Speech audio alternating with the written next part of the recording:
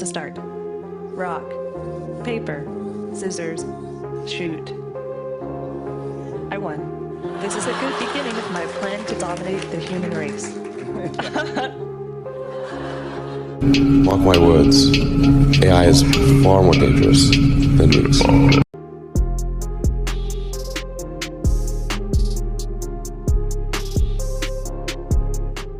Halo Sobat YouTube, salam sejahtera, semoga sehat selalu dimanapun kalian berada.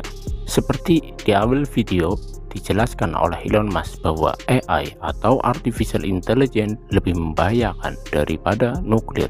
Tidak dipungkiri, semakin berkembangnya teknologi dan kemajuan zaman membawa dampak positif dan negatif di sisi kehidupan kita. Di sisi positif, teknologi tersebut dapat mempermudah atau membantu, bahkan menghandle sebuah pekerjaan atau aktivitas lainnya. Di sisi negatif, akan banyak hal yang kehilangan kedudukannya, seperti banyak tenaga kerja yang kini mulai digantikan dengan mesin-mesin berbasis teknologi canggih. Atas nama efisiensi, semua dilakukan untuk meringkas suatu perintah atau pekerjaan. Perlu digarisbawahi, apa yang diringkas pasti ada yang kena ringkus. Apalagi pengontrolnya bukan manusia, melainkan AI atau kecerdasan buatan. Yang namanya buatan atau ciptaan pasti ada masanya atau ada error kontrol pada sistemnya.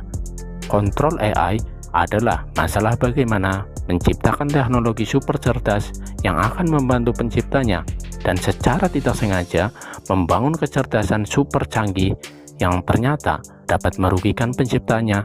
Beberapa ilmuwan berpendapat bahwa solusi untuk masalah kontrol AI mungkin juga menemukan problem sistem dalam AI non super cerdas. Namanya ciptaan manusia, pasti nggak ada yang mutlak sempurna. Namun, dalam kasus problem kontrol AI memang ada pendekatan yang utama untuk masalah kontrol, termasuk penyelarasan yang bertujuan untuk menyelaraskan sistem AI dengan nilai-nilai kemanusiaan dan kontrol kemampuan yang bertujuan untuk mengurangi kapasitas efek sistem AI yang ditinjau dapat membahayakan manusia atau lost control, hilang kendali. Salah satu contoh kontrol kemampuan adalah untuk meneliti apakah AI super cerdas dapat berhasil digabungkan dengan otak kita. Menurut Bostrom proposal, kontrol kemampuan AI itu tidak dapat diandalkan atau cukup untuk memecahkan masalah kontrol tersebut atau membantu mempermudah manusia dalam jangka panjang. Akan tetapi, berpotensi bertindak sebagai sarana maupun metode pelengkap yang berguna. Banyak pakar seperti Stephen Hawking, Bill Gates, Elon Musk telah menyatakan keprihatinan tentang kemungkinan AI dapat berkembang ke titik di mana manusia tidak dapat mengendalikannya atau lepas kendali.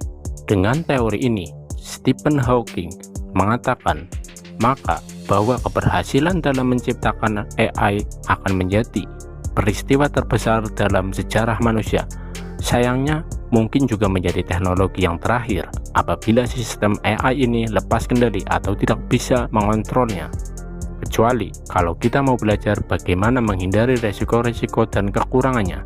Stephen Hawking percaya bahwa dalam beberapa dekade mendatang, AI dapat memberikan manfaat dan risiko yang tak terhitung, seperti teknologi sistem keuangan di dunia intelijen, bahkan sampai mengembangkan senjata militer yang belum banyak kita pahami. Pada Januari 2015, Nick Bostrom bergabung dengan Stephen Hawking, Elon Musk, Lord Martin, Rizjan Tallinn, dan banyak peneliti AI lainnya dalam mendatangani surat terbuka Institut Masa Depan Kehidupan, berbicara tentang potensi risiko dan manfaat yang terkait dengan kecerdasan buatan atau AI. Para ilmuwan ini percaya bahwa penelitian tentang cara membuat sistem AI yang kuat dan bermanfaat keduanya bisa dihadirkan pada saat waktu yang tepat, seperti halnya pada teknologi mobil otomatis self-driving.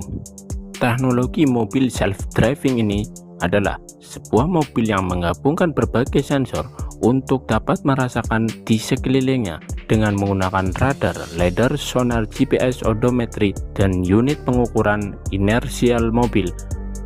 Self-driving adalah kendaraan yang mampu berjalan sendiri dan navigasi tanpa kendali manusia, dan banyak kendaraan semacam itu sedang dikembangkan. Tetapi pada Mei 2017, mobil otomatis yang diizinkan di jalan umum belum sepenuhnya diizinkan. Semuanya masih membutuhkan pengemudi atau manusia yang siap setiap saat untuk mengambil kendali kendaraan di antara hambatan lalu lintas.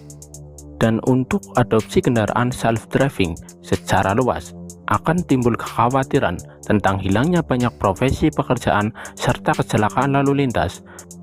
Pada 18 Maret 2018, manusia pertama yang terbunuh oleh kendaraan otomatis di Arizona. Hal ini menunjukkan kecerdasan buatan pada mobil self-driving masih belum dapat berfungsi dengan baik, terutama di lingkungan dalam kota yang padat lalu lintas. Masalah programabilitas saat ini mungkin memerlukan perubahan agar mobil otomatis berfungsi secara optimal. Contoh lain pada tempat belanja retail Amazon. Di mall ada CCTV kamera, itu bisa menggunakan wajah Anda untuk basis data lain, sehingga toko tersebut dapat melayani Anda dengan melalui menggabungkan aktivitas dengan data psikologi faktor Anda yang sudah berhasil dikumpulkan melalui aplikasi aktivitas online Anda atau sosial media. Sehingga di supermarket tersebut sudah punya data belanja apa yang sedang Anda butuhkan atau yang Anda inginkan. Lalu, bagaimana mekanisme sistem kerja AI tersebut? Kita akan bahas di lain waktu. Contoh lain juga microchip. Microchip ini mungkin sudah sering kita dengar karena kita semua tahu pada perangkat handphone kita, komputer atau alat bantu rumah tangga yang lain saja sudah menggunakan chips. Dan sekarang sudah mulai semakin jauh berkembang karena AI. Microchip ini sudah dikembangkan pada teknologi robot. Sahabat mungkin pernah dengar atau melihat berita tentang adanya robot humanoid, seperti halnya robot Sophia, yang kabarnya robot tersebut dapat membantu banyak umat manusia di masa yang akan datang untuk melakukan aktivitas atau pekerjaan sehari-hari. Bukan sampai hanya robot saja, AI microchip itu pun sudah dikembangkan bahkan pada level yang mengerikan, yaitu microchip ini akan ditanamkan atau diimplan ke tubuh manusia. Awalnya mungkin untuk menjadi metode sebuah alat bantu medis bagi penyandang cacat fisik, tapi ujungnya kita tak pernah tahu. Para tuan pasti punya rencana.